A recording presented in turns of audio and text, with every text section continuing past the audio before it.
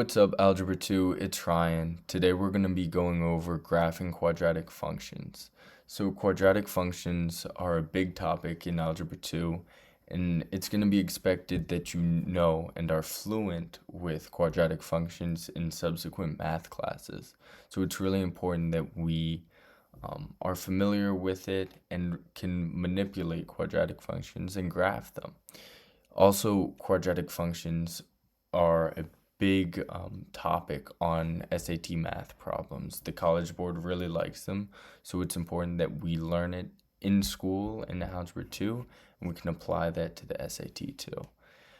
Quadratic functions also come up when we're talking about launching projectiles. If you throw a ball that follows a parabolic shape, which is modeled by a quadratic function. So there's a lot of different ways we can apply quadratic functions. There's many times that quadratic functions come up, so we want to be really familiar with them. And ideally, by the end of this lecture, you can be a little bit more comfortable with quadratic functions, graphing them, and some of their forms. Okay, so let's head into this. First, we have this parent function. So a quadratic function is when we have y equals x squared. So we have this exponent with a degree of 2. And y equals x squared is going to be our parent function. And we see that graphed here. Now, some characteristics of a quadratic function is that it's parabolic. And that basically means this shape, we call it a parabola.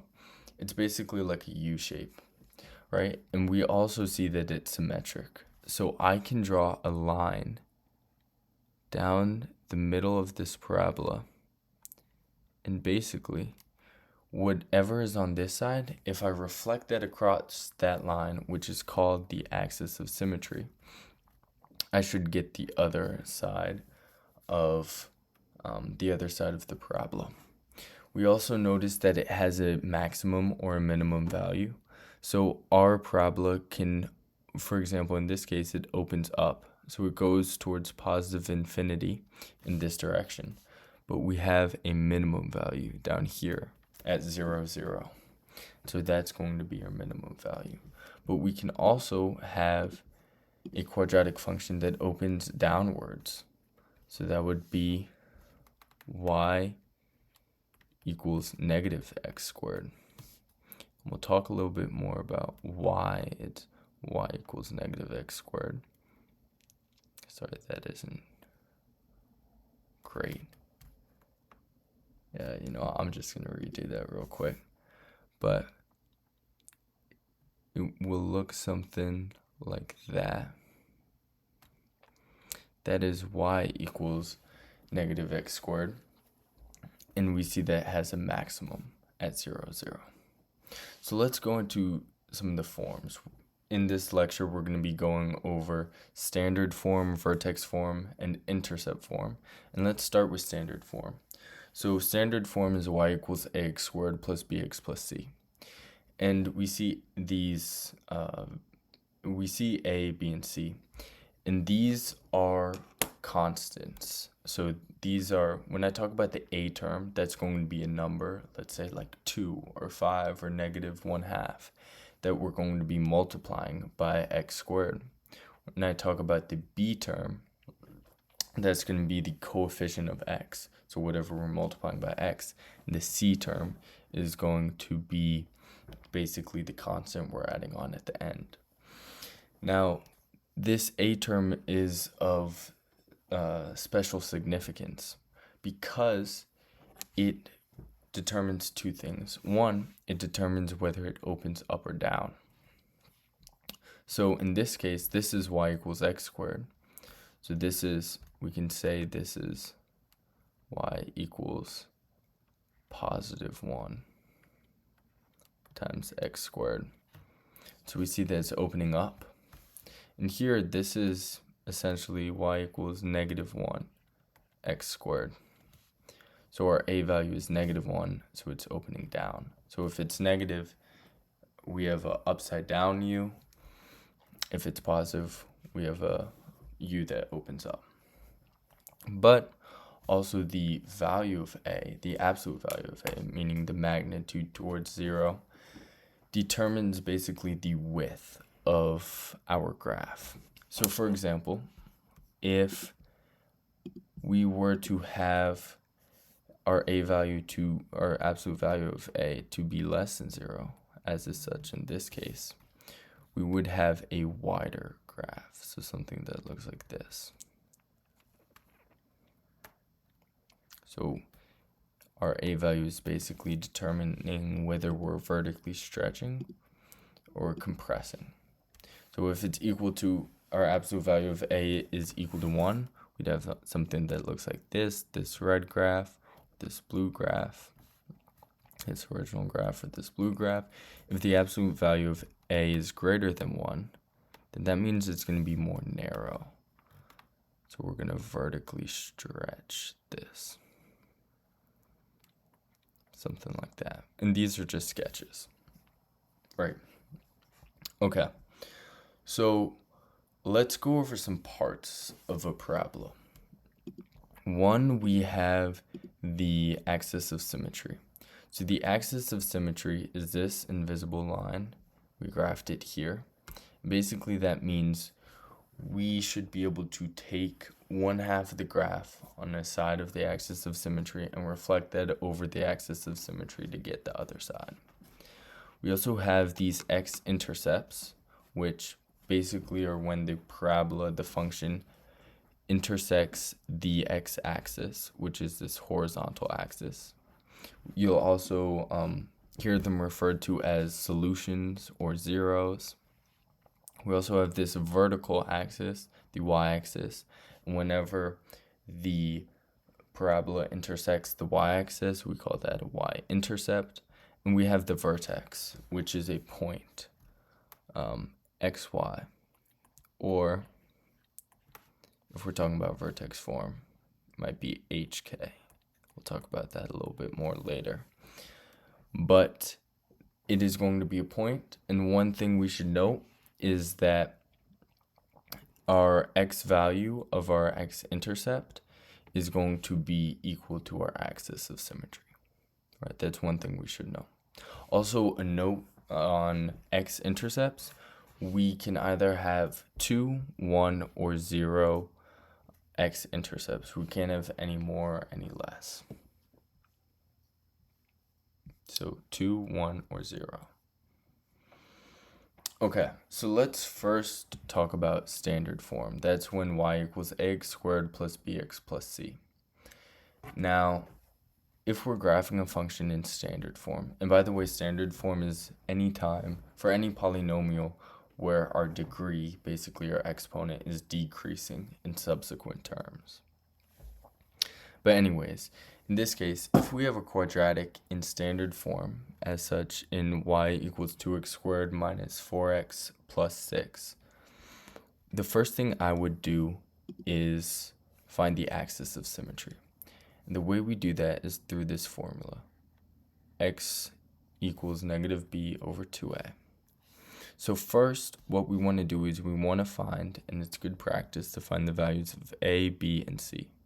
Because also the values of a, b, and c in standard form, that's going to relate to the quadratic formula, which we'll talk about in a different lecture.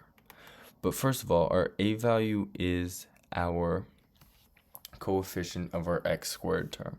So in this case, our a value is equal to 2. Now, our b value is our coefficient of our x term. So our b, and you might be originally want to say 4, but it's not actually 4, it's negative 4. If we have a subtraction sign out in front, that means it's actually going to be a negative. And so we want to be cognizant of that. And our c value is just going to be our constant added on at the end. So in this case, it's going to be positive 6. So we can find our axis of symmetry by doing x equals negative b over 2a and plugging in our values for b and a. So we say negative, and then we plug in our value for b, and 2, and then we plug in our value for a. Now, one thing you can very easily get tripped up on this problem is right before we had that -4, so we want to be mindful of that. But when we plug in b, remember we're plugging in -4, and in our formula we already have a negative, so we have two negatives, and that basically comes out to a positive, right? Because they essentially cancel out. So we have 4 on our numerator, and 2 times 2 is 4, and 4 divided by 4 is just going to be 1. So our axis of symmetry is going to be x equals 1. And that's something I think is an important distinction. Our axis of symmetry is not 1, it's x equals 1. Because our axis of symmetry is going to be a line. And 1 is not a line, but x equals 1 is a vertical line. It's this line, this dashed line. Now, I talked before about how the x value of our vertex is our axis of symmetry. Well, if we already know our axis of symmetry, we already know our x value for our vertex, so we can plug that in here. And we can plug in our x value into our equation to find the y value of our vertex. So let's do that. Let's plug in 1 for x to find the y value of our vertex. So we have y equals 2 times 1 squared minus 4 times 1 plus 6. So we have 1 squared is 1 times 2. So we have 2 minus 4 times 1, which is 4, plus 6. So we get 2 minus 4 is -2, plus 6 is 4. So our y value for our vertex is 4. Great. Let's graph this. 1, 4. This is our vertex. Okay, perfect. Now, our y-intercept is whenever our parabola crosses over the y-axis. And any point along the y-axis is when x equals 0. So to find our y-intercept, we just want to plug in 0 for x. Let's do that. I'm going to do that out here, and we'll quickly find something out. So when we plug in 0 for x, we have 2 times 0 squared minus 4 times 0, plus 6. 0 squared is 0 times 2 is still 0. Minus 4 times 0 is still 0, and then we have plus 6. So it's just equal to 6. In standard form, in all these terms where we have x, those terms are eventually going to come out to be 0 when we're finding our y-intercept. So our y-intercept is just going to be c. So it's going to be 0, 6, right? And if I'm being very specific, our y-intercept is not just 6, it's 0, 6. But yeah, that's, I don't mean to be too picky, but I think it's important to be precise in math, right? Okay. Anyways, one thing that we do know, we have this axis of symmetry, we have our vertex, and we have our y-intercept. Now, our y-intercept, we can do something with it. Because our y-intercept, well, I guess one way we could put it is we have this axis of symmetry. So whatever point is on this left side, we can reflect that across the axis of symmetry to find another point on the other side. So since this is 1 unit away from the axis of symmetry, we can draw another unit at the same height, the same distance away. So we reflect 0, 6 over the line x equals 1, and we get 2, 6. And boom, we have 3 points.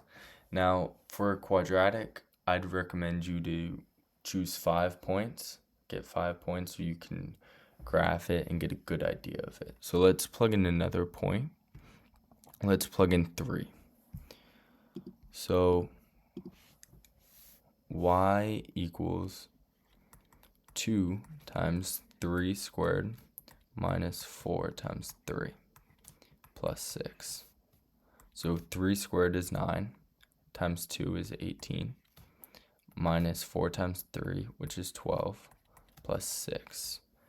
18 minus 12 is 6, and 6 plus 6 is 12. So we're going to say 12. So we have this point 3, 12 now because we plugged in 3 for x, we got 12 for y. So let's graph that here. It's going to be outside of our graph, but it's going to be approximately there. And I can reflect that over x equals 1. Since it's 2 units away from x equals 1, we go 2 units in the other direction. So that's at x equals -1, and we get a point there. We can connect the dots now. It isn't going to be perfect, but we get something like that, and that's going to be our graph. Okay, great. Now let's move on to vertex form.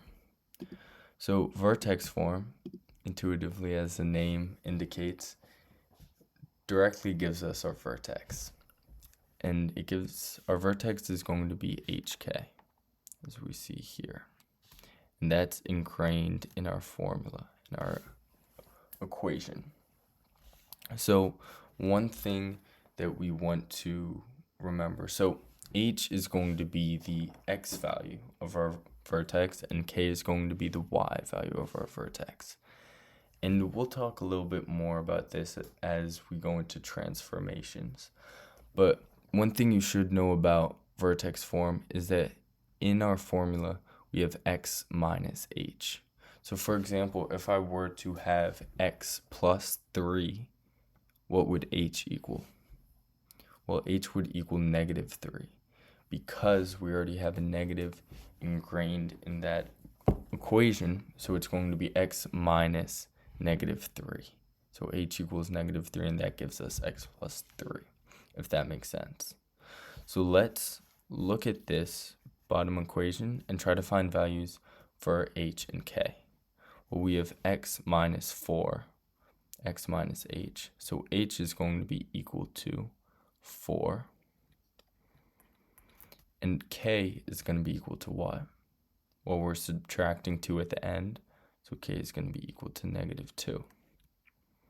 Now, while we're at this, we know that the x value of our vertex is equal to the axis of symmetry.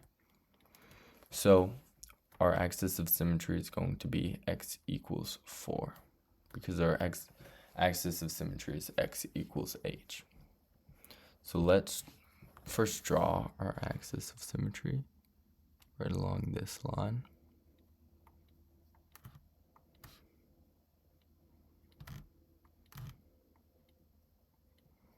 Perfect. And let's plot the point for -2 right here. Great. Now let's find the y-intercept. The y-intercept is when x equals 0. So let's plug in 0 for x and see what our y value is. So let's do that up here.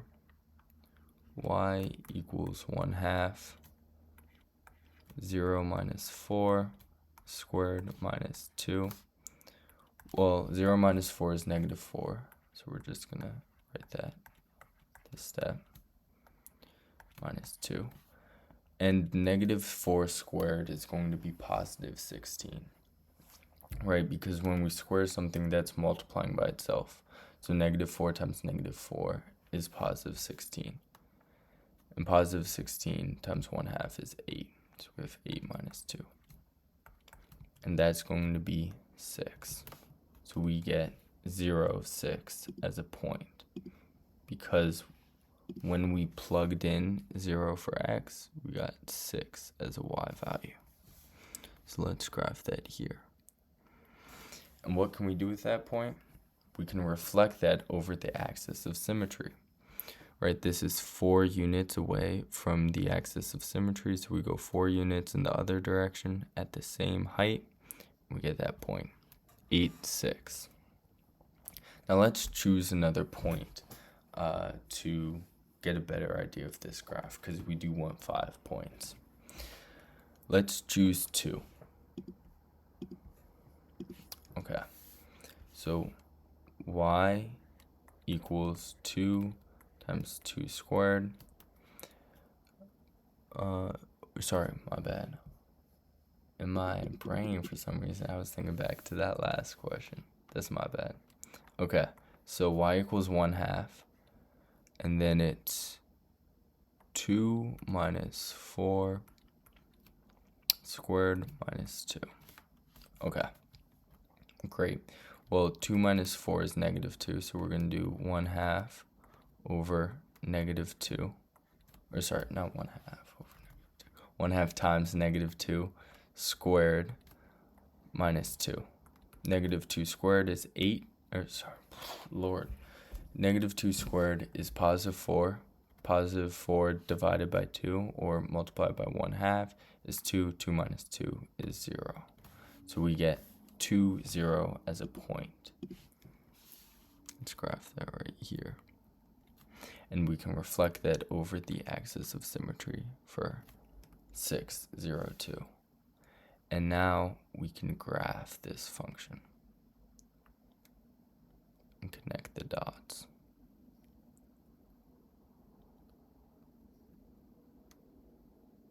Something like that. It isn't perfect. Hopefully you can do it better on paper. Okay. Now, one thing I do want to know is, what is our a value? Our a value is this coefficient out in front. And in this case, it's 1/2. So the absolute value of 1/2 is 1/2. And that makes it open wide, right? It's pretty wide. In comparison, in contrast, our a value here is 2. Our absolute value of 2 is 2. And that is greater than 1, so it's more narrow. Okay, hopefully you can see sort of some of these trends. Part of being more comfortable with quadratics is being able to, graphing it is great, but having an idea of what it might look like before you start to graph it is also going to be helpful. Another thing is both of these a values are positive. 1/2 and 2 are positive. So that's going to mean our quadratics are going to open up, right? Both of these open up. Okay, let's move on to intercept form. So intercept form, first, one thing we can glean from intercept form pretty easily are the intercepts. That makes intuitive sense. So specifically, it's going to give us our x-intercept. So whenever it intersects our x-axis. So our x-axis, anything along this line, our y value is going to equal 0. So in our equation, y equals 2 times x minus 1 times x plus 3, we want y to equal 0. So I'm going to write 0 and 2 x minus 1 and x plus 3. We want this entire side to be equal to 0, right? To satisfy this equation. So the way we do that, notice that we're multiplying this 2 in this first parentheses and this second parenthesis. So since we're multiplying all of it, we want one of these parentheses to be equal to 0. Because if we have 2 times 0 times whatever number, it could be 2, it could be 1,000,000. It's going to equal 0 because anything multiplied by 0 equals 0, right? So first, what we want to do is we want to get this first parentheses equal to 0. Well, x minus 1 equals 0. That means x equals 1, right? So boom. We have, let's plug in 1 for x. 2 times 1 minus 1 times 1 plus 3. That gives us 2 times 0 times 4. And that eventually gives us 0. So does that make sense? We have this point where we have 1 and we have our y value of 0. So I'm going to graph that here. Now, we also have this second parenthesis here. So we want to set that equal to 0. X plus 3 equals 0. So we move the 3 over, and we get x equals negative 3. So let's plug in negative 3. You know, once you get comfortable with it, you don't have to actually plug it in. You'll know, but I'm just doing this to explain, to sort of show. So 2 times negative 3 minus 1 and negative 3 plus 3. So that gives us 2 times negative 3 minus 1 is negative 4 times 0. That equals 0. So we have another point, negative 3, 0. Okay, so we have these 2 points, and we still haven't found our axis of symmetry, vertex, or y-intercept. But we can find our axis of symmetry just by these 2 points. Because one thing about parabolas is that they're symmetrical, right? That was one of the, sorry, I went too far up. That was one of the first things we talked about in this lecture. So since this is symmetrical, we can find the axis of symmetry because the axis of symmetry should be exactly in the middle of these 2 points. Because, right, these 2 points are on the same, they're at the same height, they have the same y value, so we should be able to reflect 1 point over the axis of symmetry to get the other point. So we see that it's 4 units away. 4 units divided by 2 is 2. So if we go 2 units in from each side, we get our axis of symmetry, which is at x equals negative 1. We can sort of see it pretty easily here, but that middle is called the average, which is also, I'm just going to explain this as I'm writing this in.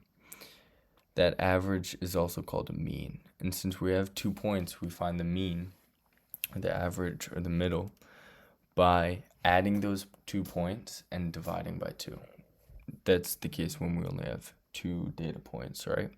So in this case, we'd add P and Q, which are ingrained in our formula, and remember that they are they have negative signs out in front of them. So in this case, we see those points on this graph because we plugged them in before. But in this case, it would be 1 and negative 3. We add those two, so 1 plus negative 3 is negative 2, and negative 2 divided by 2 is negative 1. So our axis of symmetry is negative 1, which we just graphed. Now our vertex is, the x value of our vertex is our axis of symmetry. So we can plug negative 1 into our vertex, and we can plug negative 1 into our equation to get the y value of our vertex. So if we do y equals 2 times negative 1 minus 1, negative 1 plus 3, we get 2 times negative 2 times 2. And that gives us negative 8. So we have a point, negative 1, negative 8. Great. So let's plot that. Boom, something here. Okay, now we still need our y-intercept, and our y-intercept is when x equals 0. So let's plug in 0 for x. We have y equals 2 times 0 minus 1 times 0 plus 3. And this comes out to 2 times negative 1 times 3, which gives us negative 6. So our y-intercept is 0, negative 6. Let's graph that. And again, we can reflect that over the axis of symmetry and connect the dots.